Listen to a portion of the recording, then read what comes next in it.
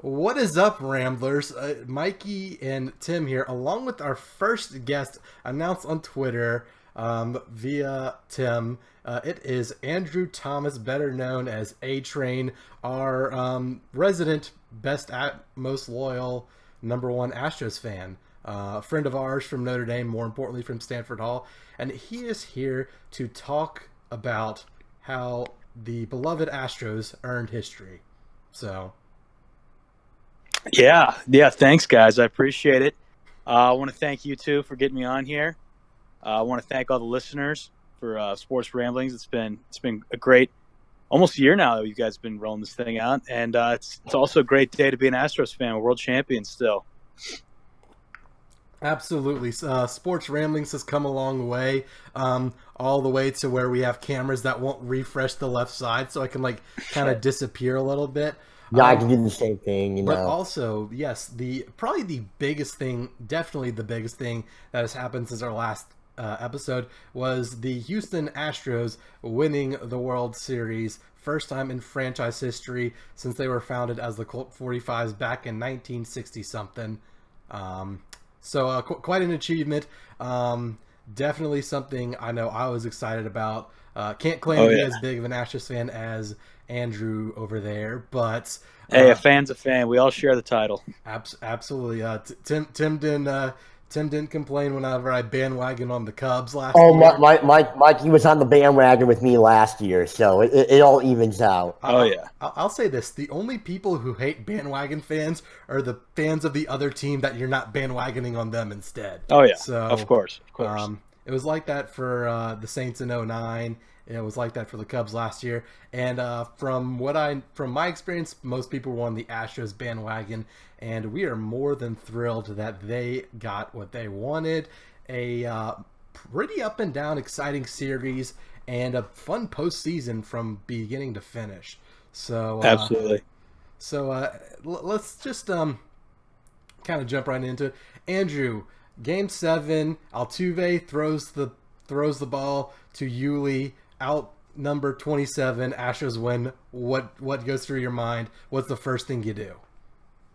So when that ball was hit, I was stressed the entire game because of the way that series went.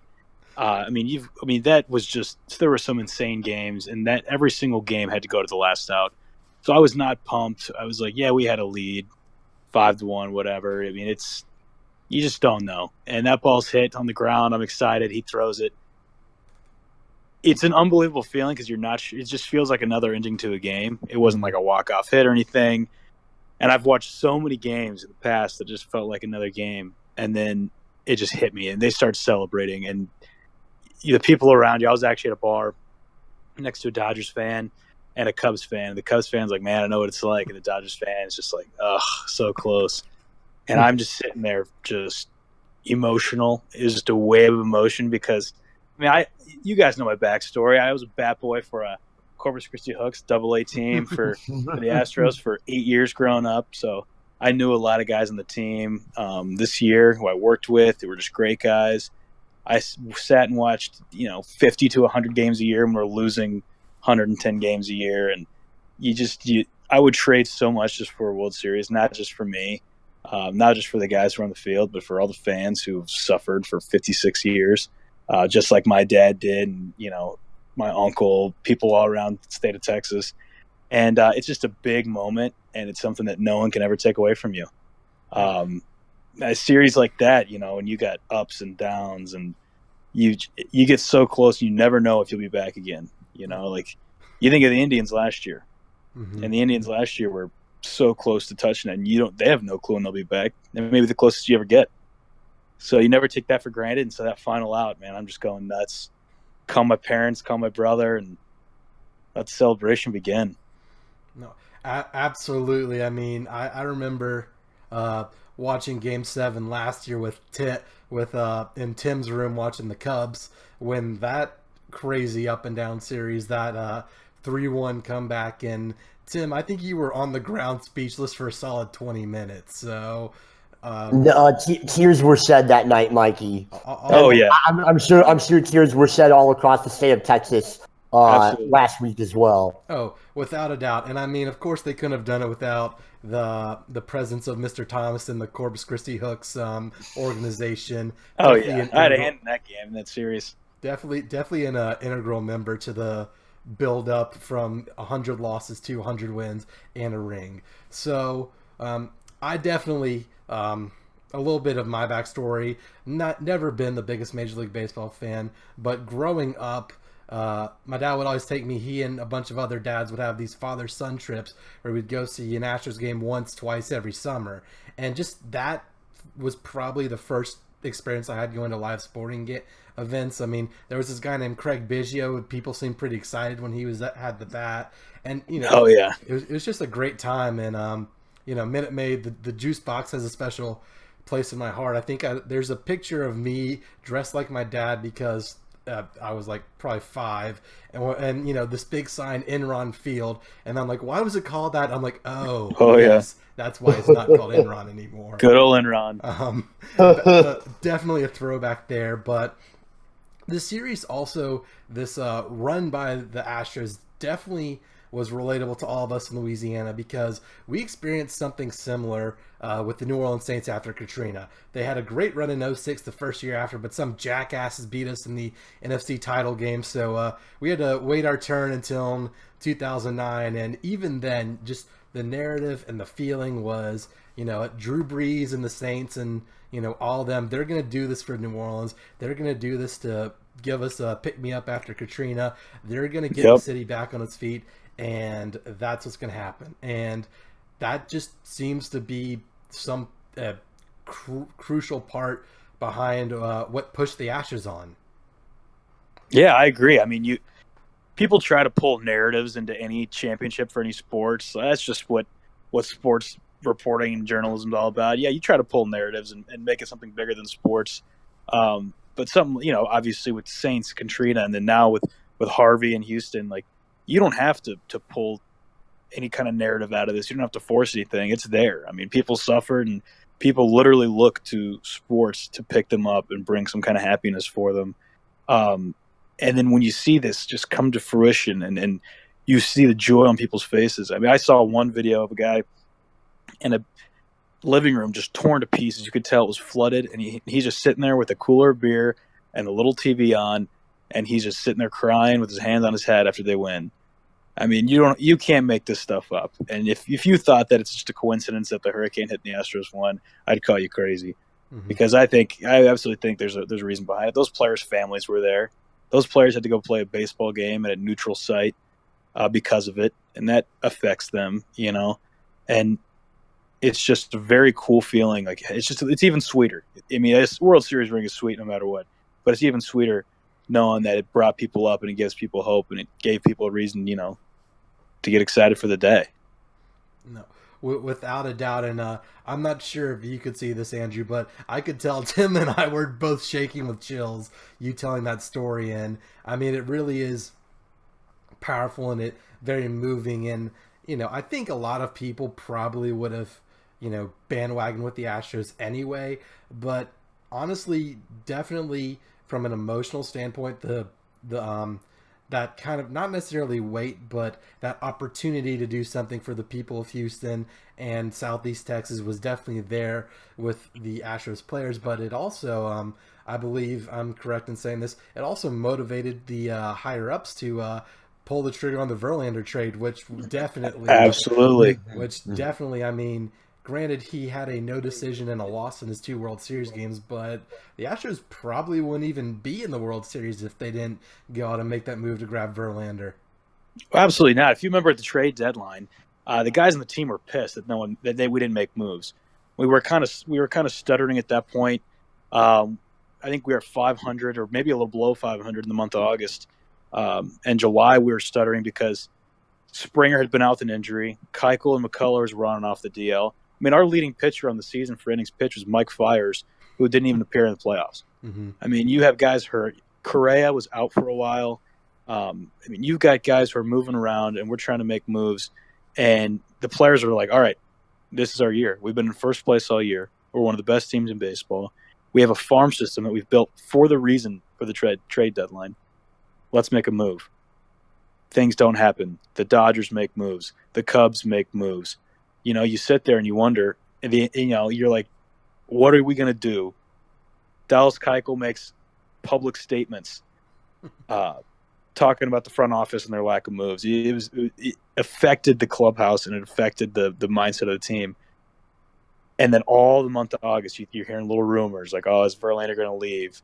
And then Verlander, I only want to go to the Cubs or the Dodgers. That's the only two places he'd say yes to.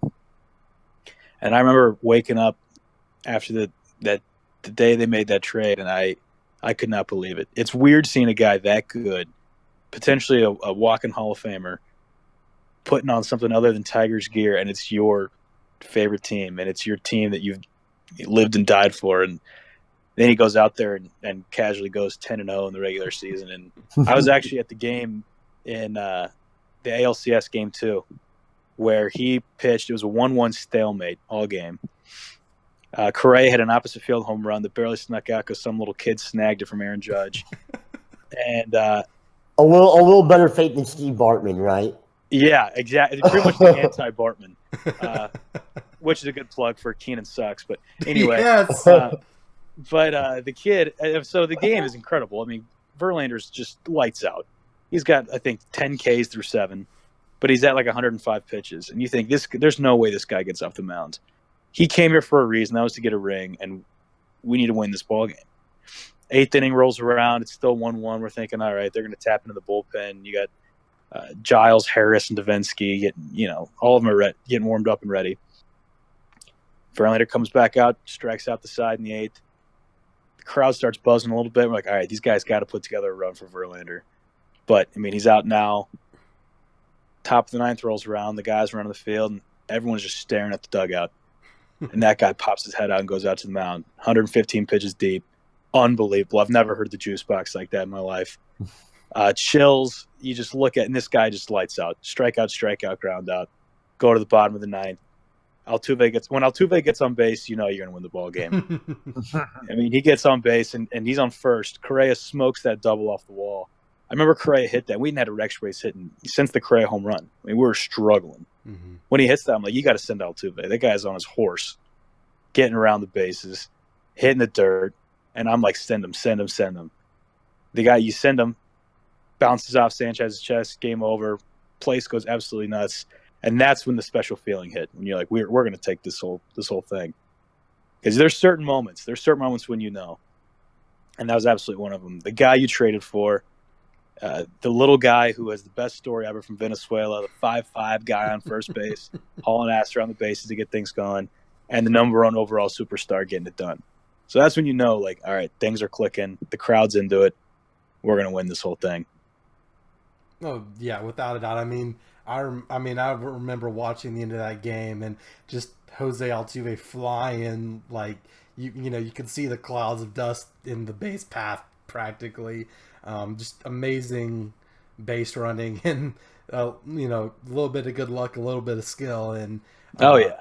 I mean, because that ALCS was fascinating in its own self. Forget the World. I mean, before even getting to the World Series, and then you go to New York, you lose all 3, but you kind of have a feeling of they can't stop us. Like you get the feeling that we're coming home. We got our guy again, and we're gonna take this, and we're gonna go on to the next step. So, I mean, just the entire postseason. I don't know about Tim, but I definitely had the feeling, like, you almost get a feeling of the Astros, it's just going to happen. It's, they may lose this game.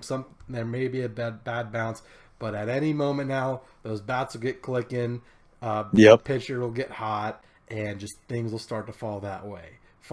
And I mean, that even,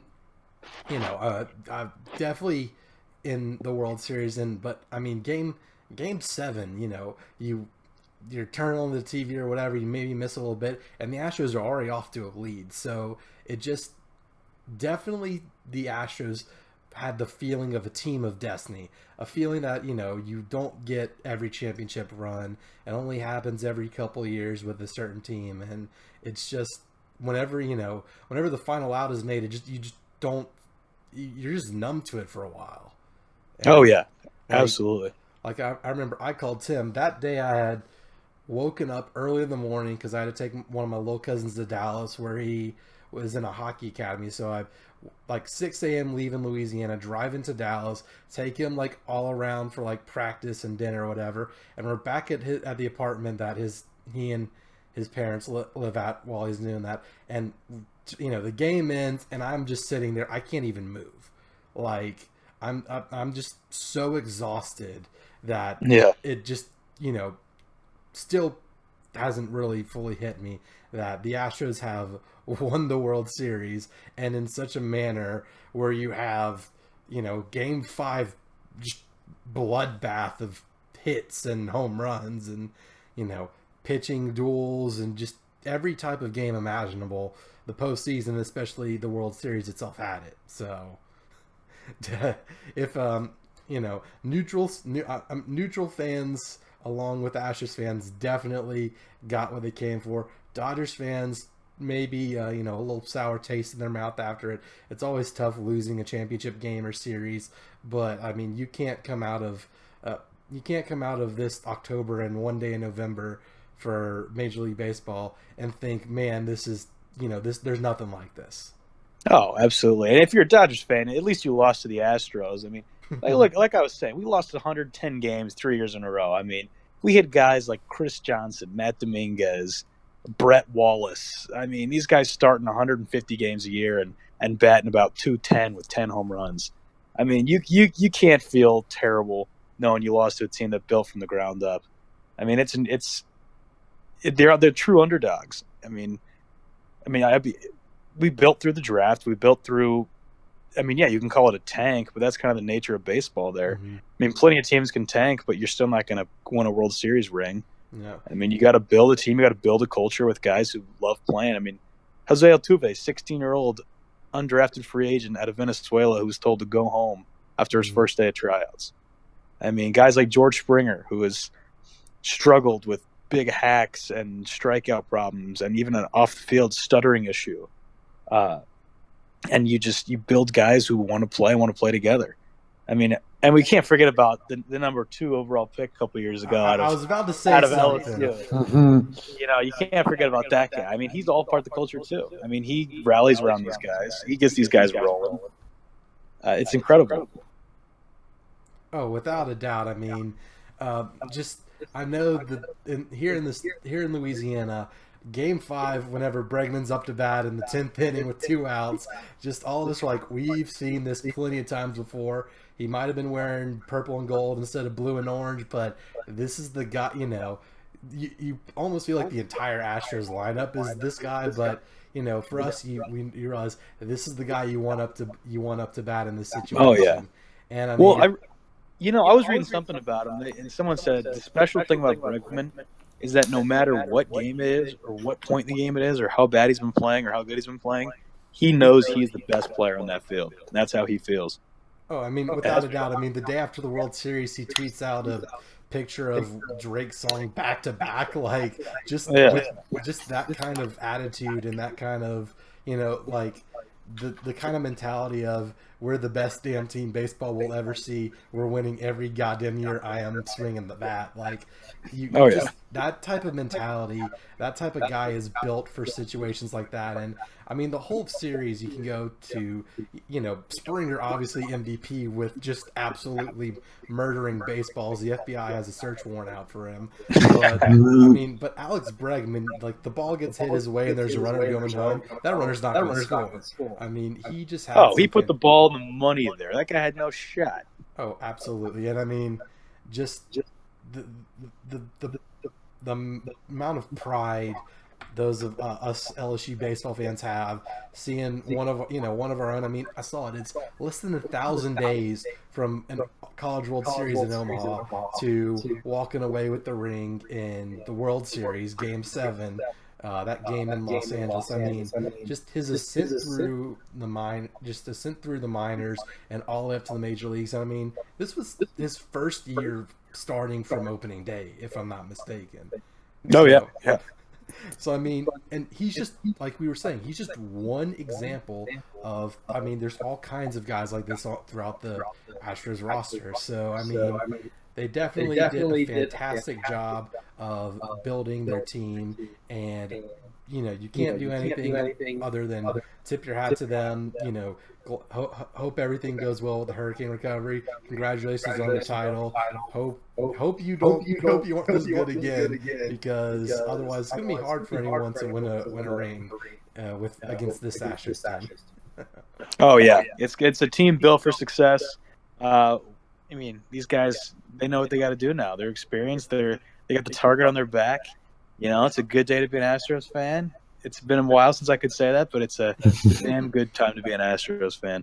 No, without a doubt. And I mean, one of the points Joe Buck seemed to beat to death was that there were only like 3 guys in both the combined rosters with World Series experience. So a lot of new faces in the big series this year, and they don't have to say that anymore. Jose Altuve and Bregman and company, Springer. I mean, they've been on the biggest stage of them all. So you got to feel good as an Astros fan seeing just regular season what they'll be doing from here on out. Oh yeah, I mean it's a fun team now. About time they got some recognition. I mean, these guys some of them are just complete goofballs. You look. Just even looking at Altuve, I mean, he's like just a cute little nugget. He's out there just playing his ass off every day. Oh yeah, no, I can go on and on about this squad. I mean, look at the old guys. Like Beltran finally got his ring. Mm-hmm. Absolutely, that guy was shedding tears on the field. I mean, Evan Gaddis, what a hell of a story that is. That guy was an addict and a janitor, and he was stuck, and then finally got back into baseball and started crushing baseballs again. And he went and rehabbed at Corpus Christi this year, and I heard he's one of the nicest guys ever. Soft-spoken, just works out, plays ball, and wants to be nice and hang out with the guys. I mean, like, you could just go on and on about this team and the culture they have, and it's exciting time. It's about time that the Astros fans can say they got one. Oh yeah, yes, well deserved, and plenty of the Astros went on to just double down on the good weekend they had. From Correa proposing after the game during his interview to Verlander and Kate Upton finally tying the knot over the weekend. I mean, I made this joke before the broadcasters made it. You can ask Tim, but Cloud 9 is long gone for the Astros. Oh, Fans, players, and all. So, exciting finish to an exciting baseball season, and we can't wait for the next 100-something, maybe 90-something days till pitchers and catchers report in. So absolutely, and the Astros are still world champions until then. So keep that in mind. Absolutely, I'm sure Tim won't mind making the joke. It has been 108 weeks since the Cubs won a title instead of years. So, something like that. Yeah. But I mean, like, you look at the. Just like going off the World Series this year, and really just the postseason in general that we had, throughout, it started with the wild card games, and then through the division series, the championship series, and then to the World Series, and the incredible postseason we had this year, and the incredible postseason we had the year before. I just really don't recall another time where baseball has been in such an incredible spot. I mean, because you think about like a lot of guys that like we grew up watching have retired from the game. Guys like Alex Rodriguez, David Ortiz, Derek Jeter, Craig Biggio, Jeff Bagwell, Kerry Wood, etc., etc. All these guys have gone on, retired. A lot of them were starting. Some of them were starting to be on Hall of Fame ballots, and so when this happens, a lot of people start to think, "Oh, what's going to happen with baseball now?" Like this incredible generation of baseball superstars, which did, go through the whole steroid era. They're all starting to leave the game. What's going to happen in the game now? But you look at like the young talent on so many teams in baseball. You look at the young superstars on the Astros. Dodgers are a little bit of an older team. They've still got some young stars such as Cody Bellinger. Cubs loaded with superstars. Yankees made it to Game 7 of the ALCS in what was supposed to be a rebuilding year. Red Sox have a ton of young talent. Nationals still have a lot of young talent. There's still this guy named Mike Trout out west. I mean, Oh, yeah. like just the amount of talent and the young talent too is just remarkable in baseball. Like it really makes you feel good as a baseball fan knowing that the game is in such incredible hands going forward. I mean, these guys have taken the torch from that previous generation like effortlessly.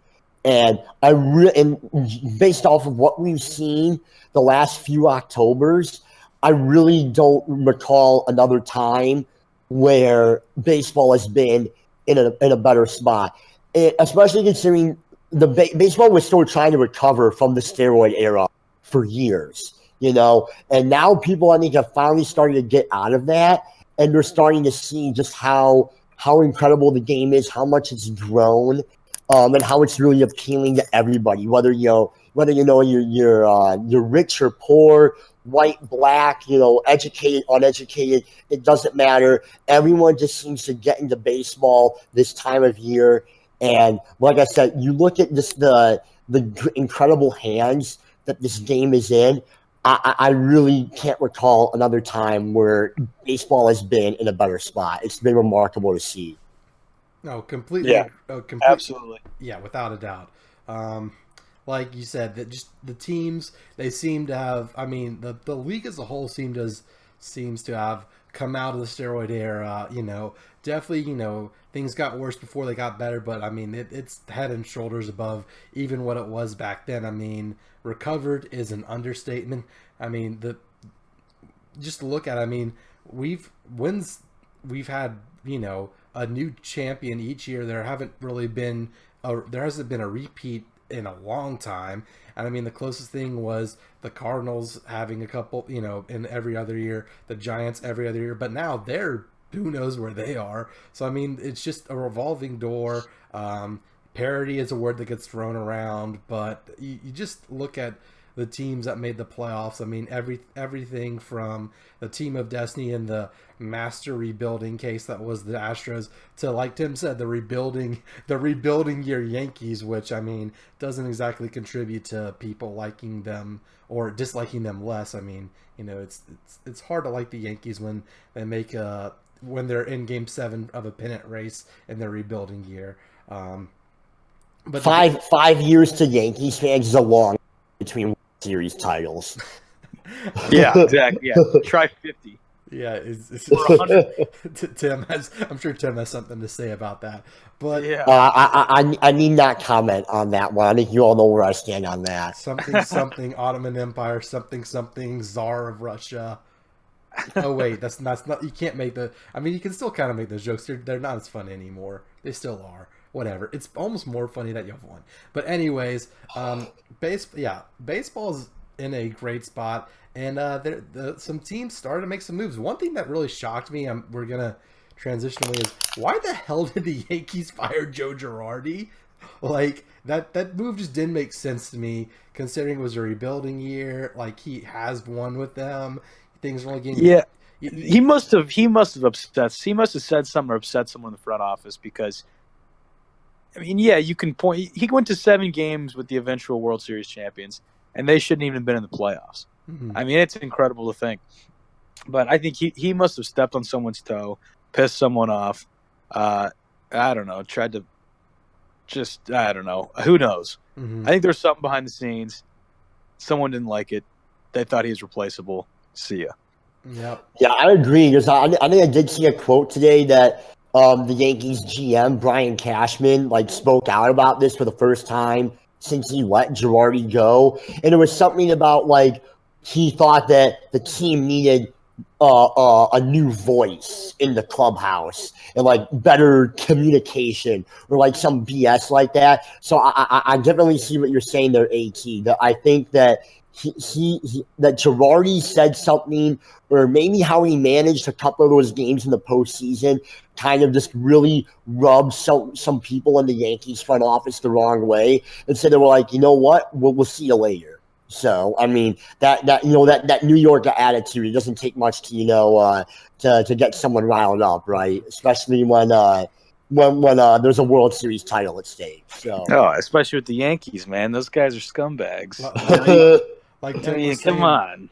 like Tim was saying, 5 years for the Yankees, like 50 years for every other team. Yeah, So- it's. I've always thought Yankees were scum of the earth, but Mhm. I mean, it is what it is. You can buy a championship all you want, but it's not as sweet. when you're able to wheel and bizarre, superstars left and right, it really shouldn't be that difficult. Yeah. Yeah, and So- it's the worst. The worst part about the Yankees now is that they're like, oh, we didn't buy Aaron Judge. Yeah, but what we about didn't Todd buy Frazier? Didi And Gregorius. It's like, all right, well, who cares? congrats, you drafted a player for once. Yeah. Speaking of Aaron Judge, congratulations on making the cover of some baseball game or whatever. He was announced as a AL MVP finalist along with probably who should be the winner. I'm sure we can all agree on this show, Jose Altuve, and then Jose Ramirez from Cleveland made it. But I think that's more of just them having to pick a third guy. Had a good season, but I think our short little friend there from Venezuela, I think he has this one in the bag. Well, you say that, but Judge, I mean, 52 home runs as a rookie. The guy got walked, got double the walks Altuve had. It's just the guy had an incredible year. Oh, yeah. But the thing with Altuve is he could care less if he wins MVP or not because he got the ring. So that's even the Yankees fans. Come on, I mean, who cares? They're gonna try to talk all this trash about Judge. Whatever, man. Yeah. Whatever. You don't have the ring in 2017. You see this right here. Yeah. No, Yeah. I don't think Jose will be heartbroken if he doesn't come away with that other trophy. I think he's earned plenty enough hardware this postseason. So. Oh yeah, absolutely. So that is baseball. It'll be gone for a while. It makes me sad. Maybe there will be some more. Hey, free agency's starting up here, so maybe we'll have some big acquisitions going on. Oh yeah, Tim, Wade Davis to the Astros. What do you think? I don't know. I mean, I know that the Cubs recently extended the qualifying offers to both Arrieta and Davis. I'd be shocked if either of them actually comes back to wear Cubs pinstripes next year. But I think the Cubs are definitely making an effort to do so. But also, I know that we drafted very heavily on pitchers in the last couple of drafts. So maybe if we let guys like Davis or Arrieta go, we're confident that we'll be able to develop our pitching staff rather quickly and maybe pick up another arm or two through free agency. I also know the Cubs just recently fired their longtime pitching coach Chris Bosio, which I think that was a direct factor being how the Cubs bullpen really let them down this postseason. Right. So I don't know. Like I said, I'd be shocked if either Wade Davis or Jake Arrieta is back with the Cubs next year. But I'm hoping that as Mikey breaks out his LSU hat, I'm hoping that Alex Lane, Cubs first-round draft pick this year, is up with the organization very shortly. But pitching does take some time to develop, so we'll see. It's a very key offseason for the Cubs, no doubt about it. A lot of key moves to be made there. Yeah, I'm excited to see when Schwarber finally makes the switch to DH. That guy's a born DH, you know that. I think the Cubs are eventually need to trade him. I think the Cubs are eventually going to trade him to an American League and try. Like I said, I think that's where they're going to try to pick up another arm or two. They're going to try to trade Schwarber to an AL team that needs a DH, and then try to pick up any current pitchers that they have on the big league level or guys who are in the pipeline who are very close to being at that level. Oh yeah. Yeah, I think Schwarber's got, the guy has got no hands. The guy has concrete blocks stuck to his feet. And that guy, as soon as he becomes a DH, he's going to throw on some weight and hit about 45 bombs a year. It's going to be fantastic to watch. No. I mean, like you said, Schwarber has the American League written all over him. I respect it. the Cubs would be stupid to let him go somewhere else without getting something in return. So I think that's definitely a very likely trade coming up for the good guys in Chicago sometime soon. So Yeah, I respect the DH. I mean, the DH body. It's like the new dad bod is the DH bod, and you can go up there and I mean, look at one of the most likable guys ever is David Ortiz. That guy's a lifelong DHer. oh yeah, I mean, the guy just goes. Probably the greatest DH of all time. mm-hmm. Yeah, you want a DH? I would love the DH full time. That's the best job in America right now. I wish we had that. If there was a DH in my high school league, that probably would have been me. I hated playing You'd defense. be also Almost, Mikey, almost as good as being the backup quarterback, right? Well, the DH is like being the backup quarterback, but you go in to throw. It's like being a red zone quarterback. yeah. Like Tim Tebow. Yeah, except you don't go to Florida because Florida sucks. So, Mikey, you'd probably be in the big leagues right now as a DH. You think? I don't know. I like to tell Mike Senior the reason I have an engineering degree and not a major league contract is he took me out of T-ball way too soon. So Of course, you would have been there if it was his fault. I saw you in the Stanford Hall baseball field. I saw promise.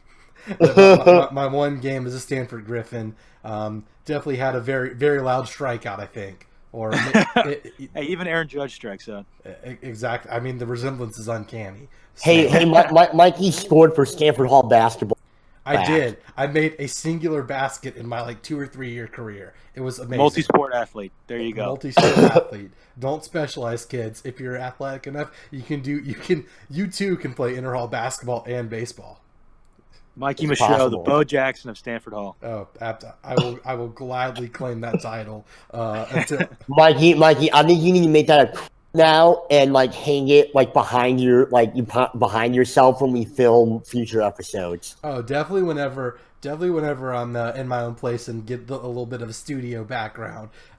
Maybe we can actually get some advertisers, and then I'll have that quote somewhere. The Bo Jackson of Stanford Hall. Attribute that to you, Andrew. Immortalizes our first guest.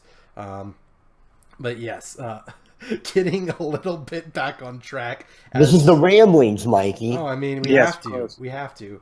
I said Florida sucked. I think that is definitely a good way to summarize what has happened since we last talked. So let's talk about what happened to LSU. They lost to Troy. That sucked. It was kind of the whole game you're watching. It's like watching a train wreck in slow motion. It's like watching the Titanic sink. You're like, oh, we hit an iceberg. There's more water. There's more water. Someone's going to rescue us, right? There's more water. There's more water. Crap. The clock hit 0. We lost to a Sunbelt team. And things could have gotten really bad from there. Coach O could have been fired and paid his way too high buyout. And things just looked like they could have spiraled out of control for the Bayou Bengals. But then what happens? They go on the road to the swamp and they beat Florida. Florida misses an extra point, which is about the second most satisfying way to beat Florida in a football game. The first might be, a walk-off field goal or touchdown or whatever. So things go good there. Auburn comes to Death Valley. Oh, crap. Auburn's really good. What are we going to do? Crap, we're down 20-0. LSU comes back and win. It's like, just what happens? LSU's going on the roll to Ole Miss. Okay. Coach O, he said some things to piss off Ole Miss. Who knows, whatever. Coach O absolutely demolishes them. And then, they had a bye week and Alabama happened. But Alabama was expected. So the point I'm trying to get at is there was definitely some panic mode thoughts once LSU lost to Troy. But now, where LSU is at this point in the season, they have 3 losses. And the teams they have playing next are Arkansas, and Brett Bielema is any second now going to be fired. Tennessee, Tim, how's Butch Jones doing? Oh, Mikey, to say that I'm fascinated by the Tennessee dumpster fire is an understatement. And then it's just pure theater. And then, at Tennessee and in 4 or 5 other SEC teams, Arkansas and Florida are 2 of them. Absolutely, it's just absolutely hilarious to watch these dumpster fires go down. Absolutely, and then the capital off Texas A&M, which is a pendulum between fire Kevin Sumlin and don't fire Kevin Sumlin. Yeah, that's a little bit more in your territory, Andrew. Yeah, I got fans. some buddies at Texas A&M, and they are so over the mediocrity. And I mean, you can only grip on Johnny Manziel for so long, and that's about all they have in their short SEC tenure so far. I mean, the team is lost. Christian Kirk's a good player. I mean, they've had good players. Myles Garrett's obviously incredible, but overall, the culture is just not there. The A&M still got its traditions and everything, but the team is lacking. I don't know if a coach can fix that, but maybe they'll start sucking up some of Baylor's old recruits, and maybe that'll help. But I mean, the state of Texas football right now, outside of TCU, is honestly laughable. Yep.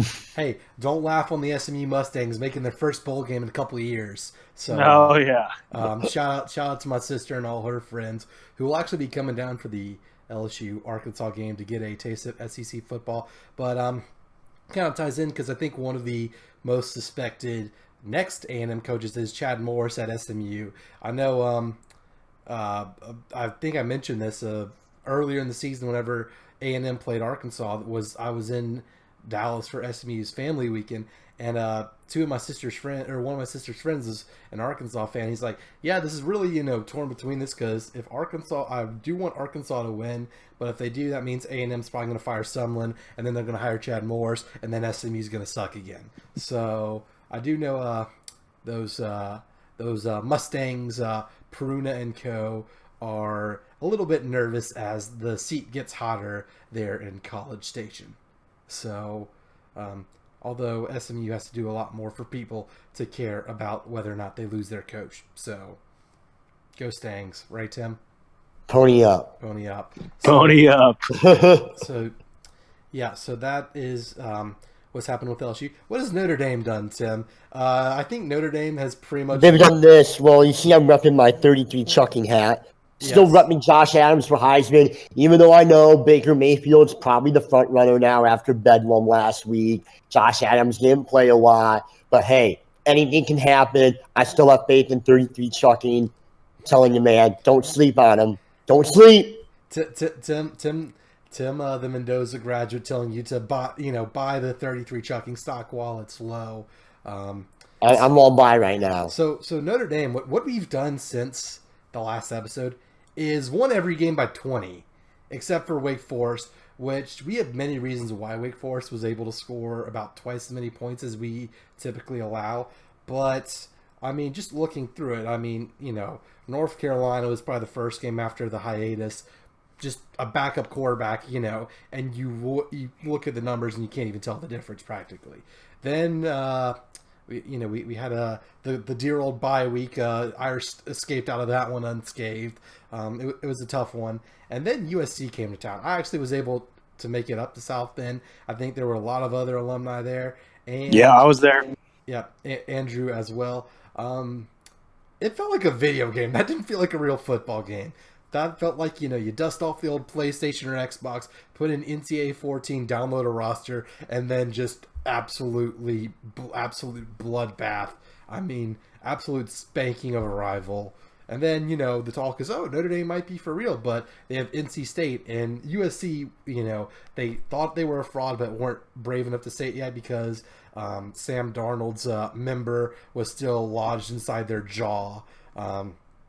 From all that Heisman hype and number one draft pick talk. And then NC State came to town. I was like, strength versus strength, run defense versus run offense. What's going to happen? Again, Notre Dame, by the end of the game, it looked like everything, it looked the same.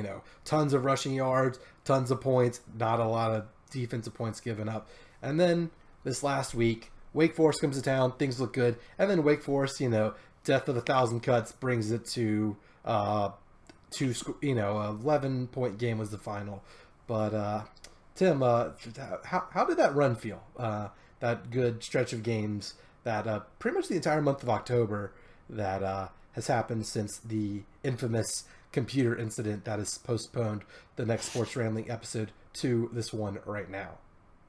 Well, I mean, this whole last month run that Notre Dame's been on, it's really been something out of our wildest dreams, considering we're a year ago, coming off a 4-8 season, and like I know, Mikey, you and I were on this show calling for Brian Kelly's head, calling for Jack Swarbrick's head. I mean, it was like it was ugly, man. I mean, it was like the sky was falling here in South Bend.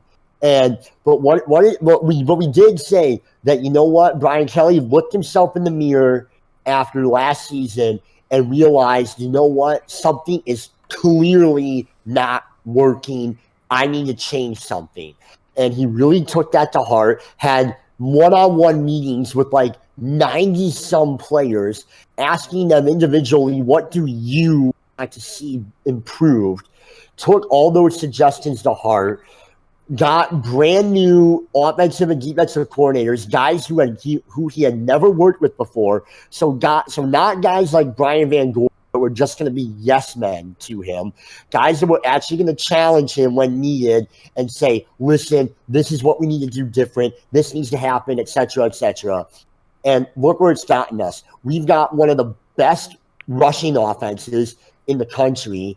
In the pass game has started to come through here lately, which everyone was saying that was our Achilles heel. But Brandon Wimbush is throwing the ball a lot better now. And I mean, the defense has got to be the story of the year so far. I mean, I know the defense gave up a lot of points here at the end of Wake Forest, but overall, like this is truly like night and day from where we were a year ago on that side of the football. And like to then see us come out of the bye week and absolutely throttle Southern Cal, which is always just amazing because, you know, seeing them come in and everyone's talking Sam Darnold this, Sam Darnold that, and I'm like, oh my God, I just want to shut this dude up right now.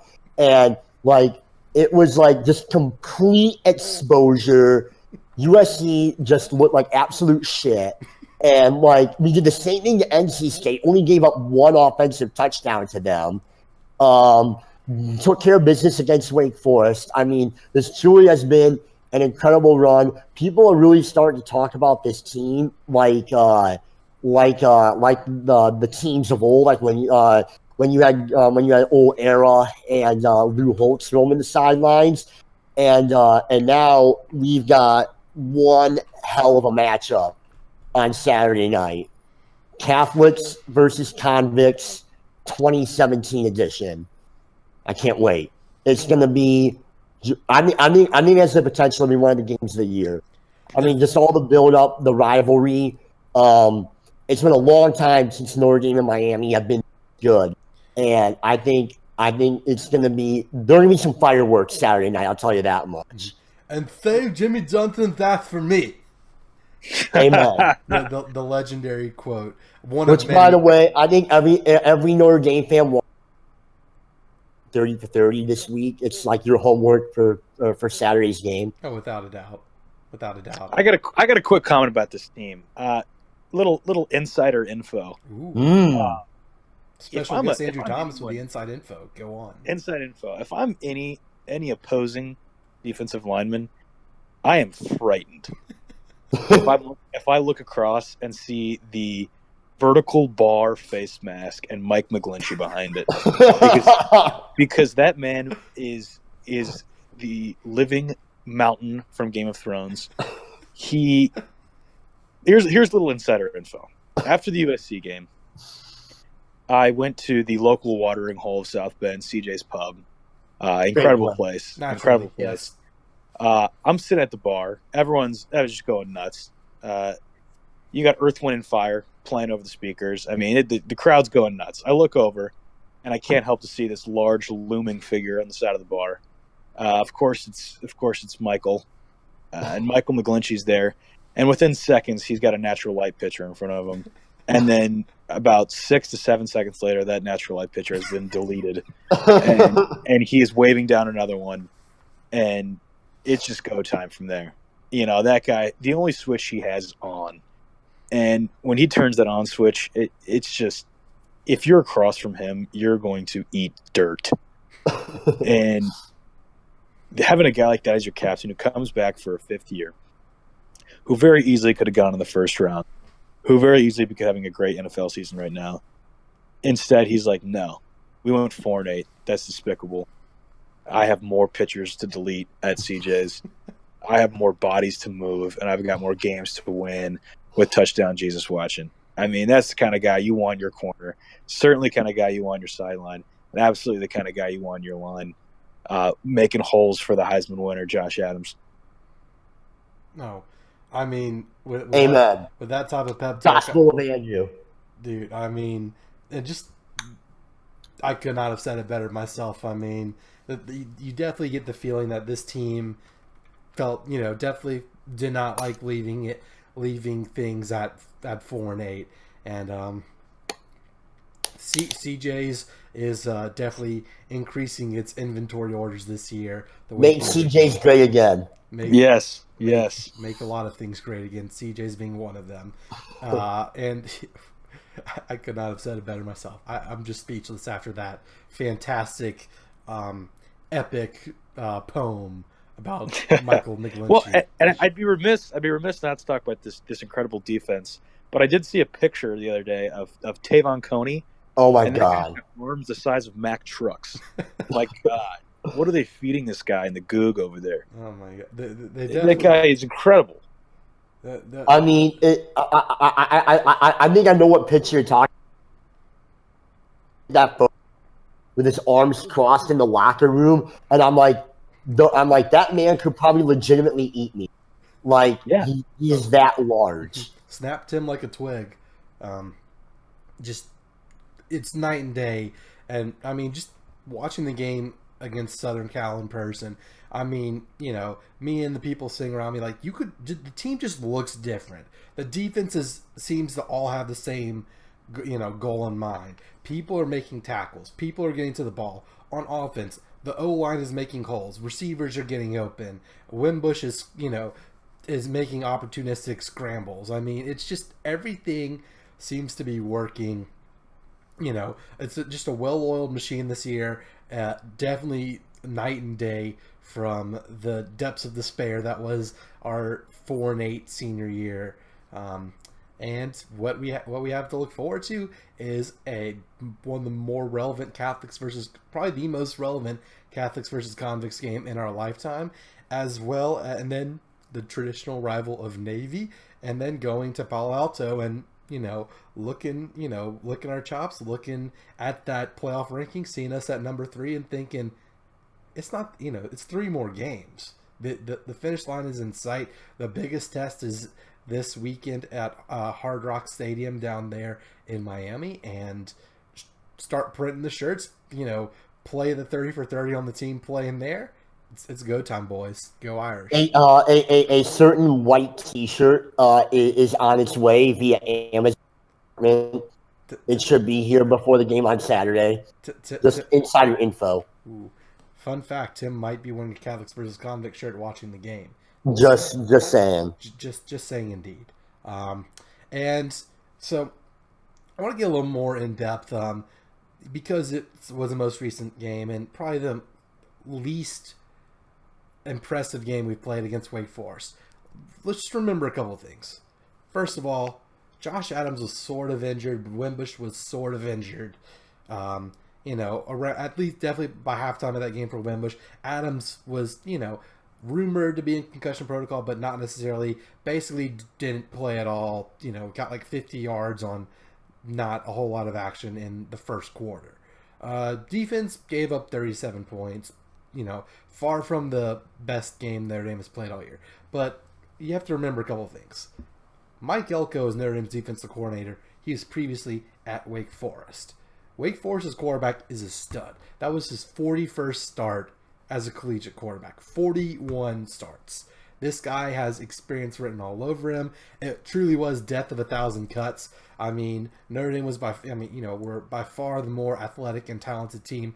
But Wake Forest found a way to make plays and get points on the board, even, all the way up through garbage time until we took the ball away from them and we're like, okay, the game's over. Without Josh Adams, Notre Dame, still able to put up 48 points for the most part and seal the deal. An 11-point win we would have been more than okay with that last year. So definitely nothing to be ashamed of. And, there's a little bit of the rat poison, as dear old Nicholas Saban calls it, of being in the in the playoffs, in the first playoff ranking, the looking ahead a little bit to this weekend in Miami. I mean, just it had a lot of factors that definitely could have spelled disaster.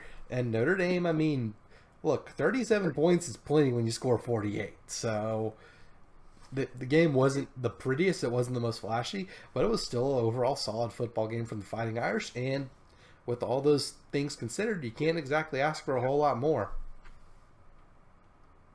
A win's a win, Mikey. I mean, at this point, I think that's just the number one at this point. Win's a win. Like you said, I mean, a lot of factors why we gave up a lot of points to the Wake Forest at the end. I'm not really too concerned. I feel that, and I know like the players were pretty upset after that game, knowing that they let Wake Forest get back into that game, kind of, sort of, and because I remember Drew Tranquil saying after the loss to Georgia, saying that they were going to not just beat teams, they were going to punish teams the rest of the season. And so I feel like that's what they want to do. They don't want to just beat Wake Forest by 11. They want to beat them by like 30. And so I feel like they're going to come into this Saturday night with an edge. Everyone's talking about Miami being undefeated, and this is going to be the U is bad, blah blah blah, Miami's still got an excellent chance to be in the playoff. Barely talking about us. I feel like they're going to go into that game Saturday with an edge, and I think if they play the way they play against Southern Cal and NC State, it's going to be a bloodbath. It's going to be a bloodbath if they play the way they play. And Mike McGlinchey is just absolutely manhandling human beings, as Andrew Thomas so eloquently put it. Absolutely. Oh, without a doubt. Give Mike the U chain. That's what I want to see. I want to see Mike. Yes. Take that we goddamn make our own chain. Get that goddamn turnover chain off their sideline. Yeah. You know what? Josh and Brandon need to protect the rock, because I don't want to see that damn thing once. Nope. So, definitely exciting matchup coming up for the Fighting Irish down in Miami. So, we talked about what has happened so far in the season. Let's just kind of go a little bit more big picture in the playoff. One of the things that people kind of expected but was still shocked to see was, and it kind of is irrelevant, Georgia over Alabama. I mean, I want to know what y'all think about this. For me, it made perfect sense up until, last week, Alabama hadn't beaten a team that received an AP vote, much less ranked, and then the only team that can, that Alabama's played and beat that can say that was LSU. And honestly, I was surprised at how well LSU did. I mean, they made tons of mistakes, missed wide open receivers, and it was still a relatively close ball game. So, the big thing with the whole college football playoff thing when they started was that they wanted to rank teams based off performance. It was not about what happened last year. It was not about these preseason rankings. It was, what have you done this year? How good is your team right now? So comparing that to this AP thing where Alabama's got to be number one all the time, whatever. Bama has played A&M pretty close. Mm-hmm. LSU. I mean, look at Georgia. They are destroying teams. Mm-hmm. I mean, and then the team they narrowly beat was us at Notre Dame Stadium, and we crushed teams at Notre Dame Stadium. Oh. So that makes Georgia look fantastic. And I think, big picture, what it looks like is that if we went out, we're probably going to slide in the number 2 slot and play number 3, which is probably the loser of the SEC championship game. That's how I see this shaking out in the big picture. Oh, definitely. Provided that Georgia and Alabama can win out, which Alabama really, they're only tested the Iron Bowl, and same thing with Georgia. They have Auburn, and then that's about it, and then each other. So provided neither of those teams, provided if one team loses and then loses the title game, they're out then, but that seems very unlikely. I saw Auburn blow a 20-point lead to LSU, so I don't have faith that they could beat Georgia or Alabama. And the way the rest of the country's shaking out, I mean, what is it? There's a one-loss Washington in the Pac-12, and they basically have to win their conference to even be thought about. The Big Ten is practically out of the playoff. You have undefeated Wisconsin, who ain't played no bada Paul, as I'm sure many of callers have said. And like Andrew, like you were saying, the playoff committee has done a good job for the most, 9 times out of 10 from what I've seen, of saying it's not about who's the best team, it's about who's the most deserving team. Who have you beaten? What have you done for me? What have you done for me this year? And granted, a lot of that, some of that's out of your control. Who would have thought Florida State would have to reschedule Yo Monroe to make a Viant Bowl eligibility? I mean, who would have thought that was going to happen? Who would have thought the SEC West would be so far between the good teams and the bad teams? And really, it's Alabama and everyone else. I mean, Auburn's ranked at number 10. Auburn might be one of the weakest top 10 teams I've ever seen. And then the ACC, Clemson is, it's either going to be Clemson or Miami, and Miami hopefully is going to take an L this week, and then Clemson, lost to Syracuse. So Tim, as he does the upside down U, as we will see a lot of in the final minutes of the game, hopefully on Saturday. I mean, the ACC doesn't look in good shape. The Big Ten's not in good shape because if I had to predict it right now, I honestly think Tim and I kind of discussed this, like texting over the weekend or whatever. Michigan State has a solid chance to win the Big Ten East. And then Michigan State, or whoever wins the East, is probably going to beat Wisconsin in the Big Ten title game. And then no one for the Big Ten is going to make the playoff. No one from the Pac-12 is going to make the playoff. The Big 12, I mean, Oklahoma is probably Oklahoma and TCU play this weekend, and that's their only hope if the winner of that game goes on to win the conference. And then the ACC is not in the greatest shape either. So you just look at how the landscaping, how the cards are settling into place. It's looking to be 2 SEC teams in Notre Dame, which is going to screw everyone else over. And I'm okay with that. More than okay with that. I mean, it's incredible. I mean, like we're in a situation where, like you said, if both Georgia and Alabama get in and Notre Dame gets in, then that leaves 4 of the 5 Power Fives fighting for one single spot. Which, if that happens, I guarantee you, over the offseason, you'll hear the expansion advocates out like no other. But that's a whole other discussion. But it really is crazy when you think about it that we have a situation where a team like Wisconsin could go undefeated and be a Power 5 champion, and yet they still might not get in, which I find hard to believe.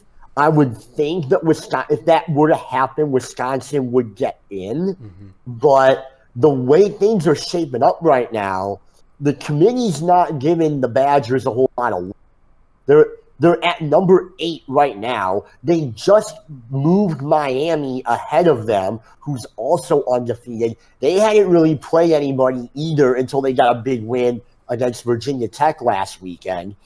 So to me, that's telling me that they're not giving a whole lot of respect to a team like Wisconsin right now. I don't think they're giving a whole lot of love to even Oklahoma right now, because they had that big win Bedlam, but their defense gave up like a bajillion yards and a bajillion points. Welcome to the Big 12.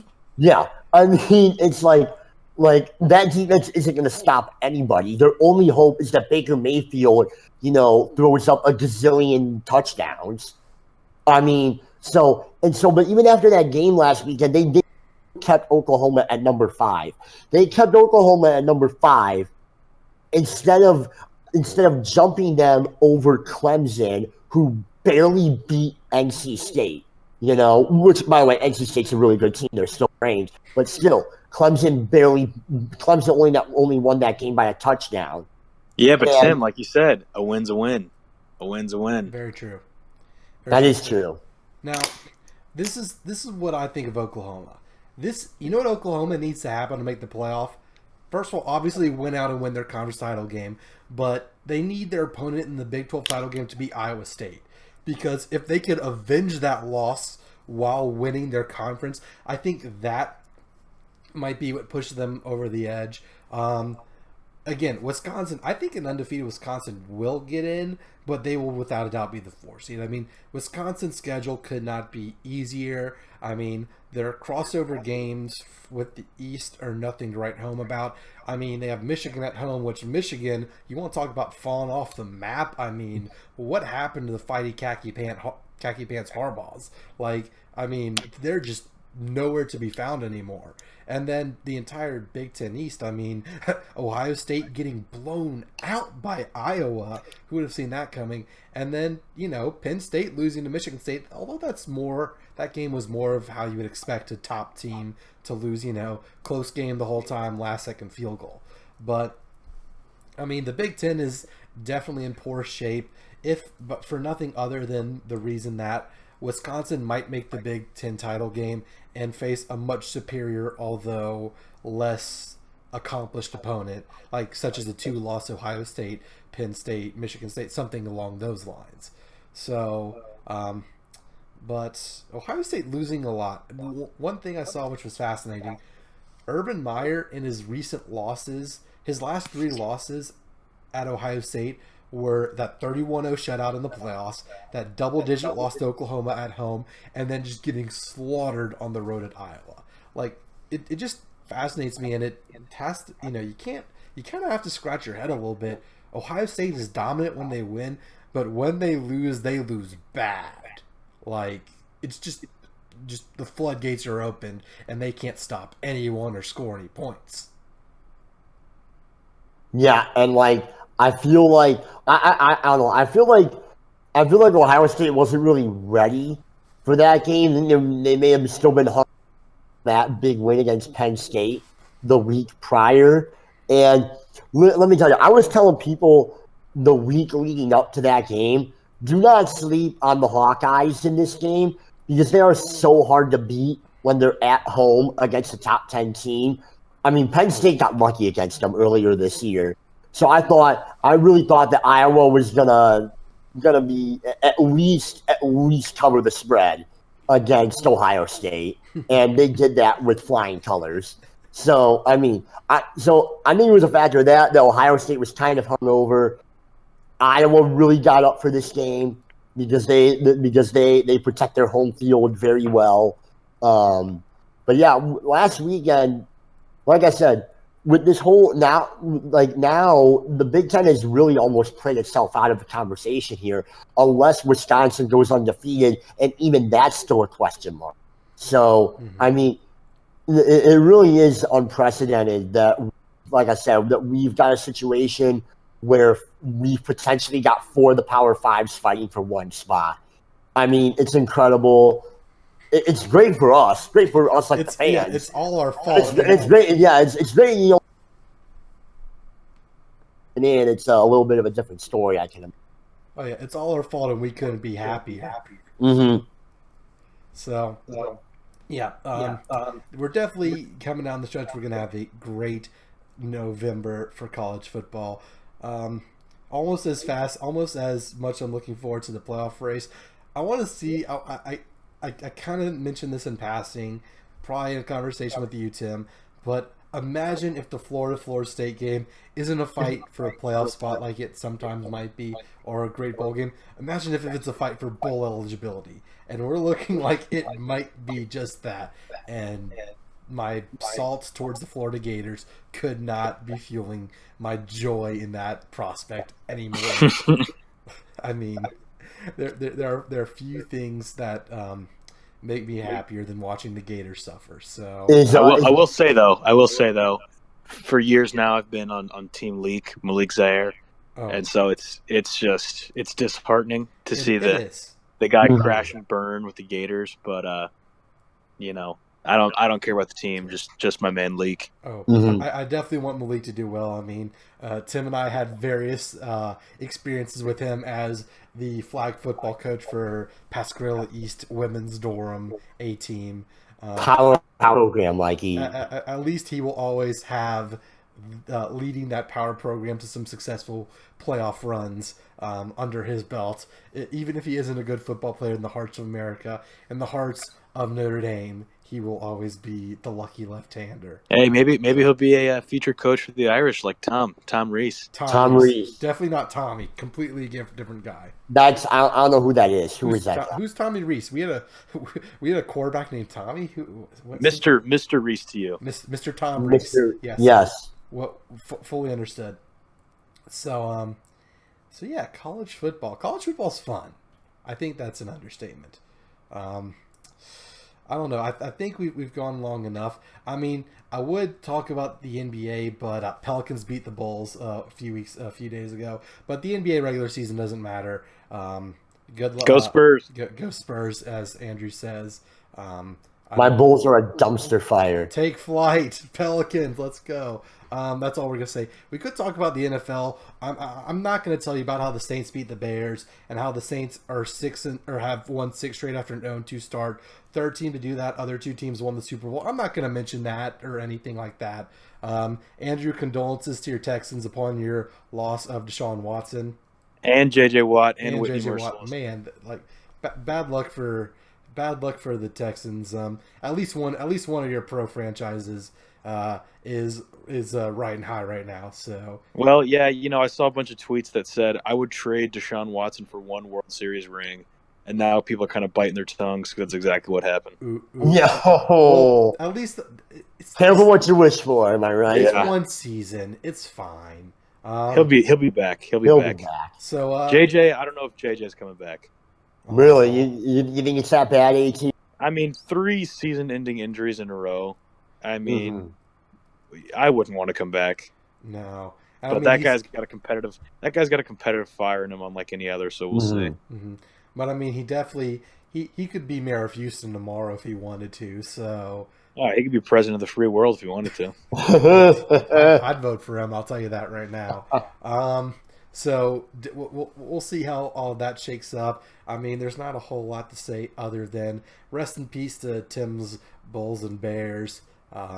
Saints are riding high right now. Bears are close. They're close. I think they got a chance against the Packers this first time.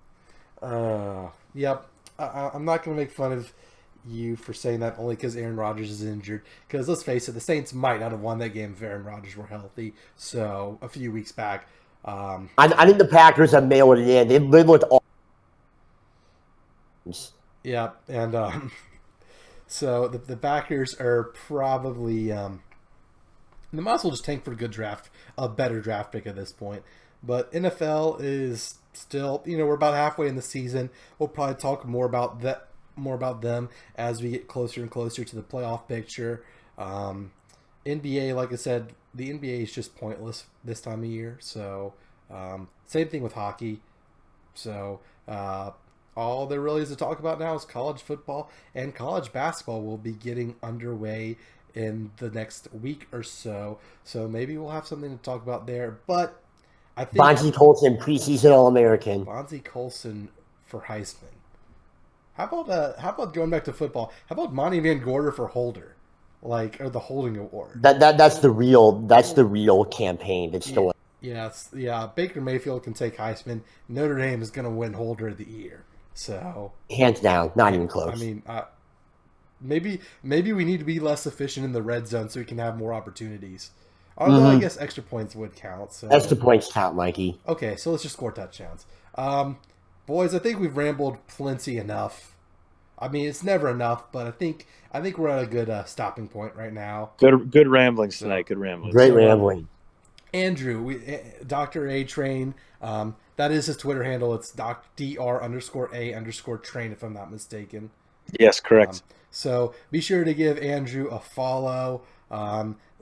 Thank him for coming on the show. We definitely thank you for being our distinguished, legendary. Yep, thanks for coming on, AT. It was a lot of fun, man. Andrew, you're the best guest we've ever had.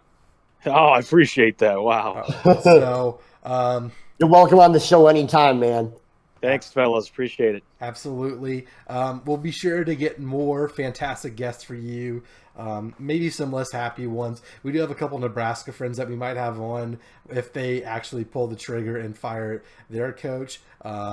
We'll see what happens. College football is going to be fun. Go Catholics beat Convicts, and that's all I have to say. Tim? That's all I got, man. All right. Thanks for watching, everyone. Be sure to, again, go thank Andrew for joining us. We definitely thank him, and we'll see y'all next time. Later, y'all.